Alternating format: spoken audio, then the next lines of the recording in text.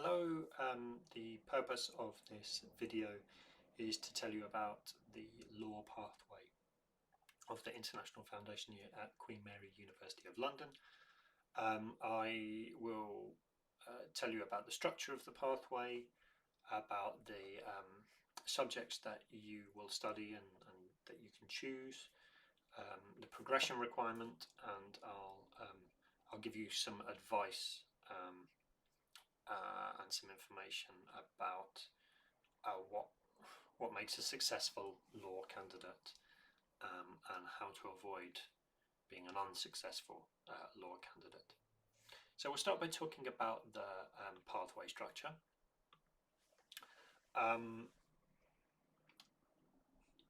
If you're on the law pathway, then you have limited choices. Okay, so you must take the English language and study skills and the independent study project. You can watch the separate video about these modules. You must take history and you must take politics and international relations. Okay, you'll notice that we're not teaching you law. We don't have a law module and an introduction to law on this program. The reason for that, I mean, there are a number of reasons. One of which is that if you look at foundation programs with like a law module, it tends to be really simplistic. It's not a requirement of any law degree that a student comes with any previous knowledge of law. A lot of law schools, especially the best law schools, will actually prefer it if you hadn't studied law before. And I think we would not be preparing you well if we gave you a simple introductory law module, the kind that you get at other universities and private foundation programs. So what we want to do and what the School of Law want us to do is to give you a rigorous preparation for a degree program with a combination of subjects that is going to give you a good foundation for studying law, but which will also give you the opportunity to demonstrate that you have the ability required to do a law degree. And I think that's really, really important at Queen Mary. Law at Queen Mary, it's typically the best law school in London. It's typically ranked one of the top law schools in the world. Entry requirements are A star AA at A level. A lot of competition for places. A lot of good students get rejected every year. Okay? As a foundation student at Queen Mary, you have an amazing opportunity that you wouldn't get anywhere else. You have a better opportunity, a better chance of progressing to LLB law at Queen Mary than anyone else in the world right now. Okay? But we have to be sure that you are right for the School of Law and that the School of Law is right for you. We have to be sure that you will be able to go into that environment, which is competitive and full of students who've performed brilliantly at school. We want to be sure that you will perform well within that cohort and that you have a good enough work ethic, and you have the kind of stamina to cope with the workload, and that you'll be able to cope with the slightly competitive atmosphere that you find in a top law school. Because actually within law schools, although you're studying together and having maybe friendship groups with your peers, you'll also be competing with one another for internships and jobs, and that's something to bear in mind and something that we're mindful of. So we give you a rigorous foundation year with a fairly challenging combination of subjects with quite traditional but also challenging types of assessment to judge you on whether or not you are suitable for progression to the School of Law. So you're only allowed to take essay subjects, and that means subjects where you are assessed on written essays. So you can't take modern languages, you can't take any maths modules, you can't take any exams basically where there are right and wrong answers, because that will that will blur the picture in terms of your overall grade and what that represents. We know that if you take a combination of essay-based subjects, then your results will tell us very clearly how capable you are and how suitable you are for law next year. I think history is a really good subject for any law applicant to take, partly because on our syllabus you will see uh, the kind of history of the development of British law, and there's also Britain's relationship with the European Union and the impact on the British legal system that's had. You'll see historically when 20th century laws came into effect and what impact they might have had on the country and on the society. So there is a kind of strand of law-related detail in history, but also the discipline of studying history. I think there are overlaps with studying law, because it involves looking at evidence and kind of weighing up perspectives and weighing up evidence in order to come to conclusions, as our history lecturer will demonstrate to you and will emphasize in his teaching. Politics and international relations is compulsory as well. Again, we see some overlaps in the methods of study and the kind of skill set you need in order to do well in those subjects. And alongside history and politics, you have a choice of, you can choose one of 4 other essay-based subjects. So you can choose either business and management, film, literature, or human geography. All of these have their benefits. I think if you look at most law schools around the UK and you look at what A-level subject they prefer students to have taken before starting an LLB, it's English literature. Because I think the amount of reading you have to do in English literature is a good indication of how apt you will be for a law degree. A lot of reading involved in studying law. A lot of reading. It's not as entertaining as the reading you do in literature, but also the way that when we study literature, we have to pay close attention to text and use of language and meaning of language, and I think that's very easily relatable and transferable to the study of law, as I think you can imagine. So personally, if I was recommending, if you're really serious about studying law and you want something that's going to help prepare you for an LLB, I think you should really consider taking literature. I think film is quite good.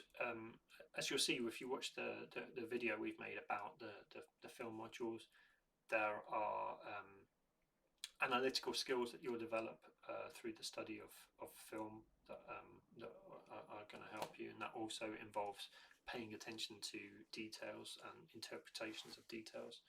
Human geography is a lovely kind of broad subject that gives you a good general knowledge and covers so many different vital issues around the world. There's a lot of relevance to law in human geography, and it's a popular module for good law candidates to take. Business and management is good as well, but business and management is maybe the pragmatic choice for a lot of students. I've already emphasised that it's difficult to progress to the School of Law at Queen Mary. You need to achieve high standards, and you might want to think right now, like, what will you do if you don't get the grades for progression to an LLB at Queen Mary? Will you want to do an LLB at another university? In which case, that's fine, and we can help arrange that, and you will find a place, I'm sure. Former students always have done. Or do you want to stay at Queen Mary and do a different subject?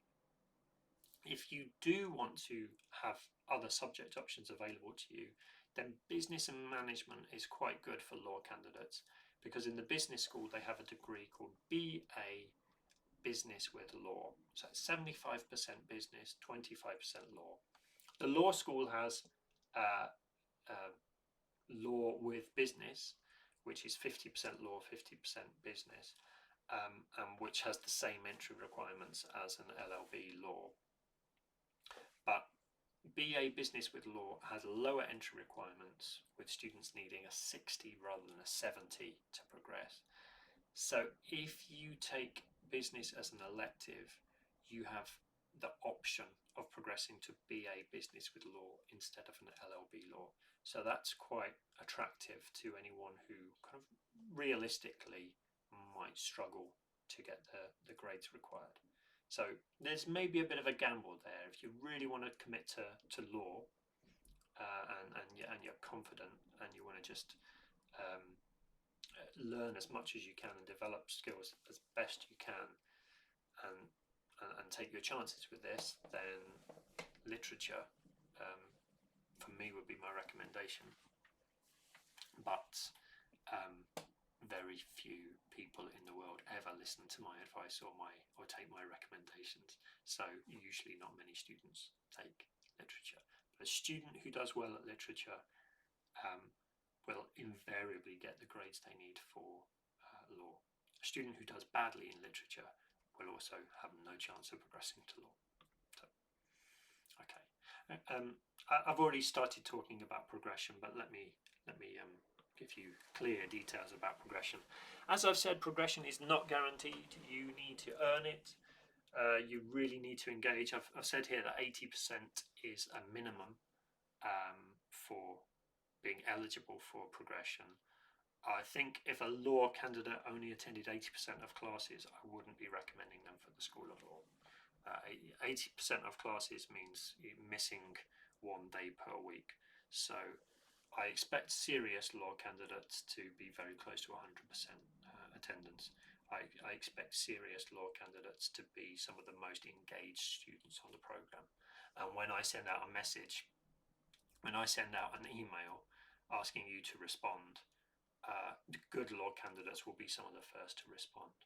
When I set a task on Flipgrid, then the good law candidates will be the first ones to respond to that and will be posting videos and participating. The law candidates who don't respond to things like that, like, never progress, never. Okay. More about that later. The progression requirement then is an A. You need to average an A across your 4 semester 2 modules. You need to get at least 60% in the independent study project module. Like a good law candidate will typically get around 70% or better in the independent study project, but 60% is the grade that we link. It's the equivalent of IELTS 7. So in terms of the English language requirement, that's what you need. But the academic requirement is an average of 70%. Okay. You may be aware that some of the highest ranked law schools in the UK require a test called LNAT in order for progression, so you're not required to take LNAT. I see every year our students do take LNAT and they spend time preparing for LNAT. I do worry sometimes about those students, because if they're devoting time to LNAT, then what are they doing? They're thinking about other universities. They're thinking about King's and UCL, who don't have law schools that are as good as Queen Mary. So, as I said at the beginning, you've got an amazing opportunity here. You've got a better chance of getting into Queen Mary Law than anyone else in the world right now.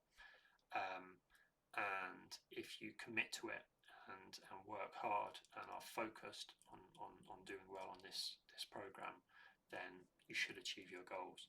But if you're not completely focused and you're thinking about other options all of the time, especially if you're thinking those other options are better, then you don't have the same chances of getting in at those other places. So it might not be the wisest approach. Okay. If you look at any of the other videos I've made for other pathways, you'll see that they don't get this extra bit. I want to emphasize some of the challenges of the law pathway and the keys to success on this pathway. Last year when I had, don't look particularly different, but I was wearing a jacket last year. Last year I made this video which I posted on YouTube, and the title is "So You Want to Progress to Law." Um, of the students who applied for law last year, I don't think they all even watched this video. Okay, so there's a theme that I see emerging every year, that when you come to Queen Mary and you say, I want to do law, it may be because you're really committed to studying law and that's what you want to do in the future. Or it may be because you're not really interested in any subject, right? You don't particularly like history, you don't particularly like English, whatever. And if you say to your parents, I think I want to study law, your parents will probably say, yeah, that sounds like a good idea. Or it could be that your parents have told you you need to study law. They might have said you need to study law or medicine and you've chosen law. If you're in that category and you're not here with serious commitment to studying and a genuine interest in learning, then you probably won't progress to law at Queen Mary. And the video I made last year kind of goes through that in a little bit of detail with examples of what happened to students in the previous year. Because what typically happens is that sometimes our best students are our best law candidates, okay, in any foundation year. But what I've seen over the last few years is that our worst students, the students with the worst rates of attendance, the students who end up failing and taking resits in August or not even taking the resits, they're also the law candidates. So it's a really strange phenomenon that we kind of have a split, a really diverse split of extremes. Our best and worst students seem to come from the law pathway. So I really hope that as you're watching this video, you feel determined to be one of the best and not the worst. I'd like you to watch this video. There's a link on QM Plus, and look at what I'm saying and look at my advice. In short, though, I think these are the most important details I need to communicate with you about studying law and being a law candidate on the International Foundation year at Queen Mary.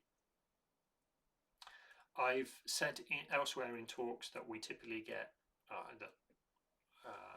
between 65 and 80% of students progressing from the foundation year to Queen Mary degrees or their first choice degree each year.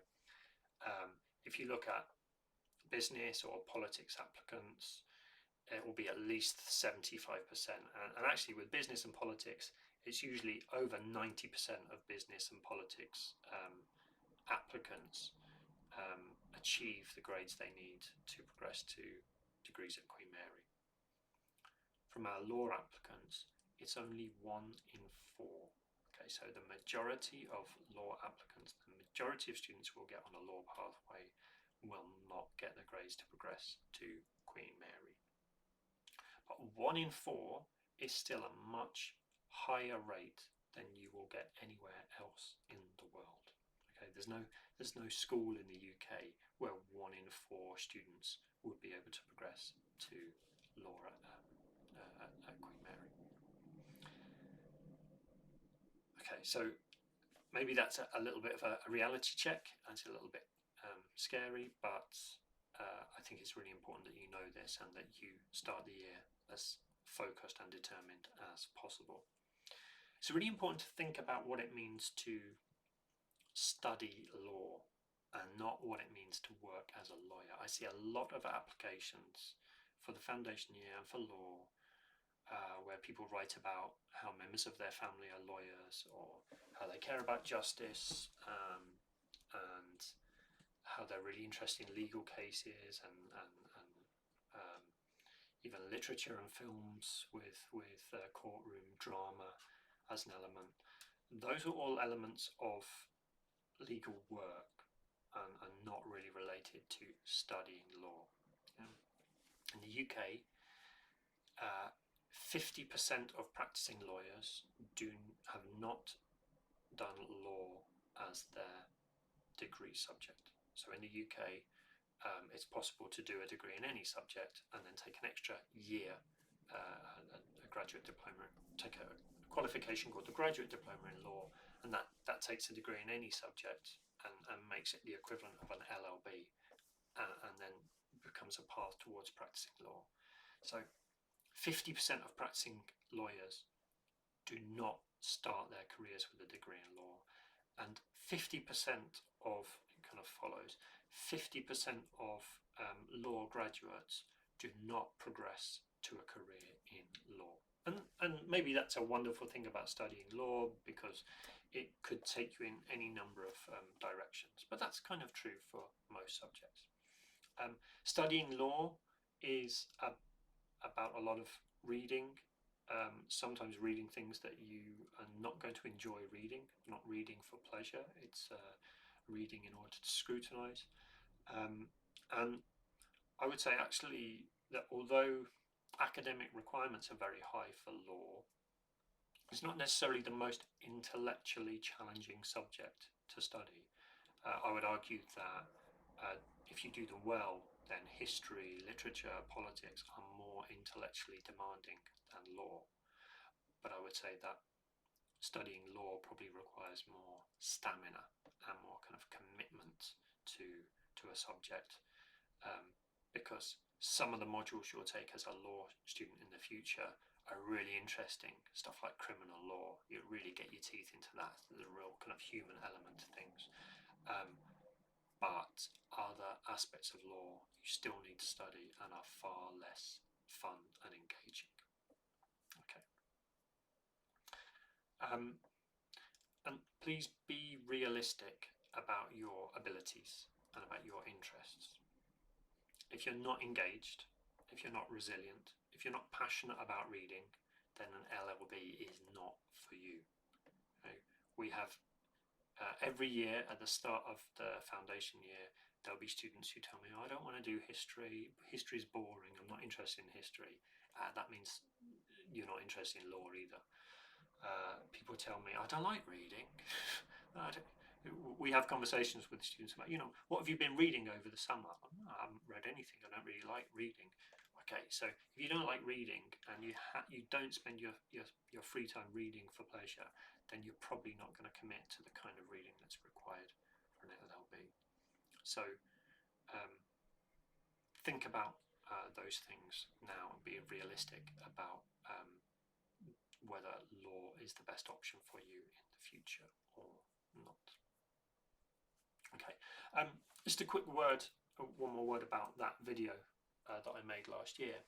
I should point out that this is, if you're watching this video and you're doing the law pathway, you are in some way you're pioneers, because you are the first students to take a formal law pathway. In previous years, we just had a foundation program called International Foundation Program in Humanities and Social Sciences. Students could choose a combination of subjects that made them eligible for law, and then they could apply for law through UCAS. This year we have a different system, so we're not using UCAS. You don't need to make another application. If you're on this pathway and you get the grades, you'll progress automatically to the School of Law. Okay. So I think, and I really hope, that more than 1 in 4 of you will progress to the School of Law this year, because of the selection process that we've gone through to accept you onto this particular pathway. The statistics that you see and the numbers that I talk about in this video relate to a more general program where students could start the year thinking, I might do law, I might do business, I might do politics. And I talk about what happens to the ones who start the year saying that they want to do law and then maybe change their mind later. So that's not necessarily representative of you guys this year, and I think it's important that you know that. But still, everything I say is true and has happened, and this remains a really challenging pathway, as I think it should be, and I hope you appreciate that it should be too. Okay, so what you can do next is have a look at those 4 subjects. So business, film, literature, human geography. Have a look at those. Have a think about which one you'd like to take as your elective. Ask any questions that you'd like to ask about them. If on QM Plus you find interactive exercises in relation to those subjects, please do them. So I'm looking to you as our law candidates, as I'm expecting you to be the most committed and the hardest working students on the programme. So I expect to see that in your engagement, even with the orientation. I expect to see you trying out the different tasks that we set. I know that plenty of students will just ignore some of those tasks, and we'll get some students who hardly do anything in the orientation, and we'll get students who never volunteer to do anything all through the year. But if you're a law candidate, I'm expecting you to be active and volunteering and engaging to the kind of level that's required to demonstrate that you are the right kind of caliber student. Which, if you're still watching this after 27 minutes almost, then I'm sure you are. Okay, thank you very much for your attention, and for all that I've said about the difficulty of the challenge ahead, I wish you the very best of luck.